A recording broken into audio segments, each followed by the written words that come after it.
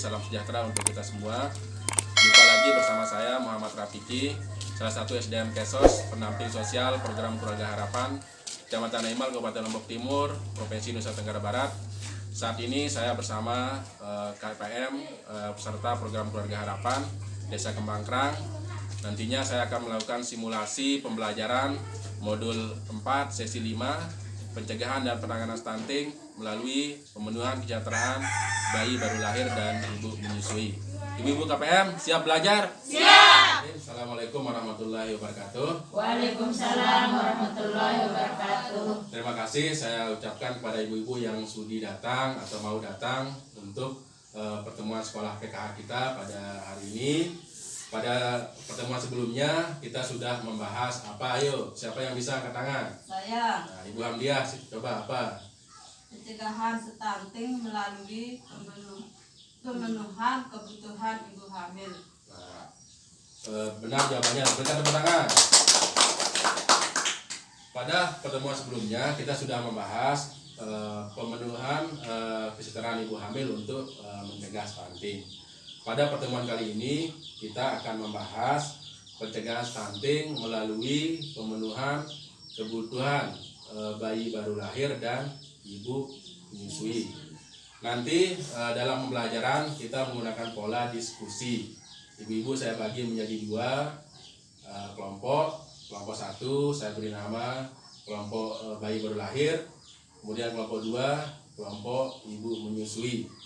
Nanti saya akan berikan tabel kebutuhan bayi baru lahir dan tabel kebutuhan ibu menyusui, baik kebutuhan fisik maupun mental dari bayi baru lahir dan ibu menyusui.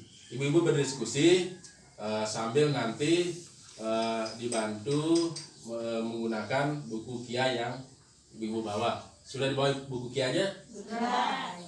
Sampai usia 6 bulan. Kebutuhan ibu menyusui.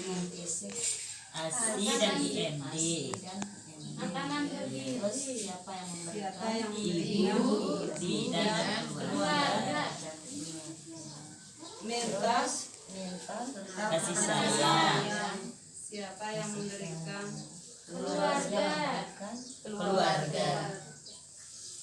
Ibu-ibu kan ibu-ibu sudah berdiskusi ya. Nah, sekarang kita mencoba membahas di depan hasil dari diskusi ibu-ibu baik kelompok 1 maupun kelompok 2, kelompok bayi baru lahir dan kelompok ibu menyusui. Kita mulai dari kelompok 1, kelompok bayi baru lahir. Kebutuhan bayi baru lahir di usia 0 sampai 6 bulan biasanya kebutuhannya apa saja. Sekarang kita bahas hasil diskusi ibu-ibu. Sambil dilihat hasil yang sudah ditulis di tabel kebutuhan bayi ibu-ibu ya, yang sudah. Yang kelompok 1 coba angkat tangan. Nah, sekarang diperhatikan ya. Untuk kebutuhan bayi baru lahir usia sampai 6 bulan, kebutuhan fisiknya apa saja? ASI. ASI. ASI. Air, susu, Ibu. Siapa yang memberikan? Ibu. Ibu. Terus apa lagi? IMD. Untuk kebutuhan fisiknya IMD. Apa IMD? Inisiasi menyusui dini. Siapa yang memberikan? Ibu. Dan keluarga. Dan keluarga.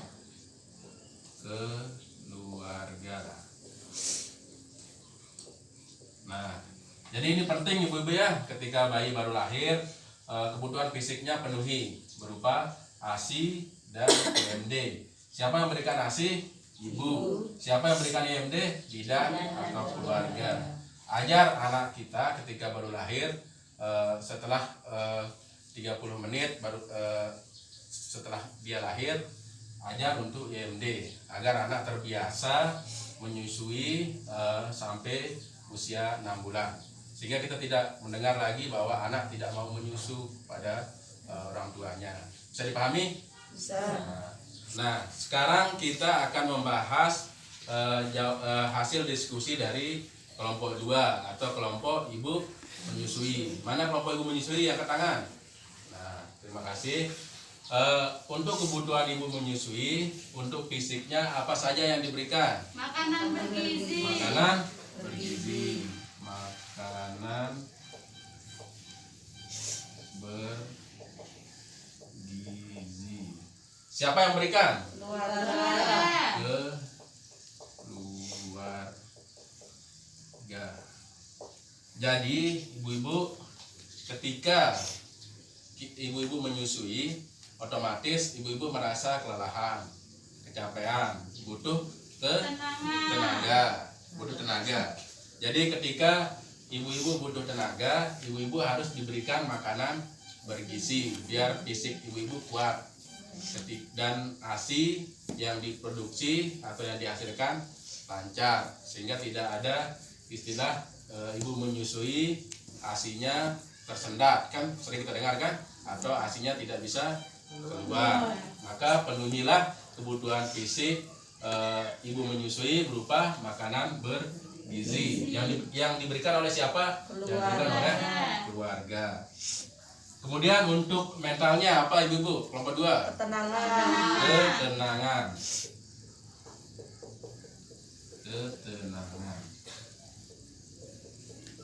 Siapa yang berikan? Keluarga.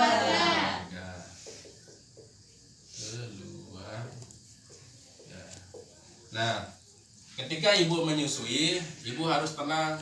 Jangan sampai ibu stres atau ibu susah. Karena kalau ibu stres, ibu susah, ASI tidak bisa keluar atau ASI mengalami ketersendatan produksi, sehingga ibu-ibu tidak bisa memberikan asupan gizi kepada bayinya. Jadi ketika ibu-ibu menyusui, ibu-ibu secara mental, secara jiwa harus tenang. Siapa yang berikan? Keluarga. Jadi sampai di rumah sampaikan kepada keluarganya bahwa ketika menyusui harus disiapkan tempat yang nyaman, tenang, dan tidak usah diganggu. Misalnya pada saat menyusui tidak boleh disuruh membersihkan kamar mandi misalnya. Bisa dilakukan nanti setelah menyusui. Biar ibu-ibu tenang. Jadi menyusui merasa nyaman. Jadi dengan pemenuhan kebutuhan ibu menyusui, baik kebutuhan fisik maupun kebutuhan mental terpenuhi, ibu-ibu sudah mencegah yang namanya stunting. Jadi stunting ini harus dicegah ya, harus dicegah dan harus kita menangani stunting secara besar, secara masif atau secara serius. Karena stunting ini bisa menghambat pertumbuhan generasi yang cerdas dan generasi yang pintar. Bagaimana ibu-ibu? Ada yang mau ditambahkan atau cukup? Cukup. Jadi sekian sekolah PKH kita pada hari ini. Saya minta ibu-ibu dapat mempraktikannya di rumah bersama keluarga dan semoga bisa bermanfaat. Sekian saya akhiri dengan ucapan terima kasih sudah mau hadir. Wabillahi taufik wal hidayah. Wassalamualaikum warahmatullahi wabarakatuh. Waalaikumsalam warahmatullahi wabarakatuh. Subscribe Muhammad Rafiqi BS Channel is the best.